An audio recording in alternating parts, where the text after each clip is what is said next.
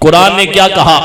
آئیے اللہ کا قرآن پڑھتے ہیں۔ اللہ نے فرمایا قال رب هب لي من لدنك ذرية طيبة انك سميع الدعاء۔ حضرت زکریا علیہ السلام نے بطول مریم کے مقام پر کھڑے ہو کر جب دعا کی تو اللہ نے فوراً دعا قبول کر لی۔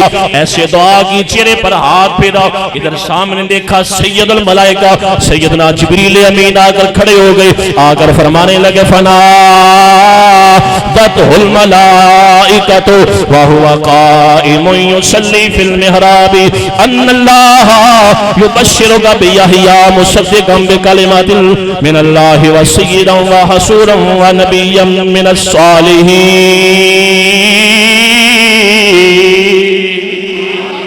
قرآن کہتا ہے حضرت زکریا علیہ السلام وہیں کھڑے رہے، فنادتہ الملائکہ، فرشتے وہیں پر آ گئے، آ کر کہنے لگے ان اللہ یبشرک، اے زکریا اللہ کی طرف سے تمہیں بشارت ہے، اللہ کی طرف سے تمہیں خوشخبری ہے، اللہ کی طرف سے بشارت ہے۔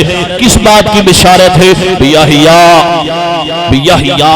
ہم تمہیں ایسے بچے کی خوشخبری دے رہے ہیں جس کا نام بھی اللہ نے عرشوں پر یحییٰ رکھ دیا ہے، اور وہ ایسا بچہ ہے بکلمات من اللہ، جو اللہ کے کلموں میں سے ہوگا، وسیداً پوری امت کا سردار ہوگا، وحصوراً نبیًا من الصالحین۔ اے زکریا یاد رکھیے گا، بطول مریم کے محراب میں کھڑے ہو کر جو دعا کر رہے ہیں وہ ایسا بچہ نہیں ہے، بلکہ میں تمہیں ایسا نیک بچہ دے رہا ہوں جو نبوت کا تاج پہن کر آئے گا، جو نبی بن کر آئے گا۔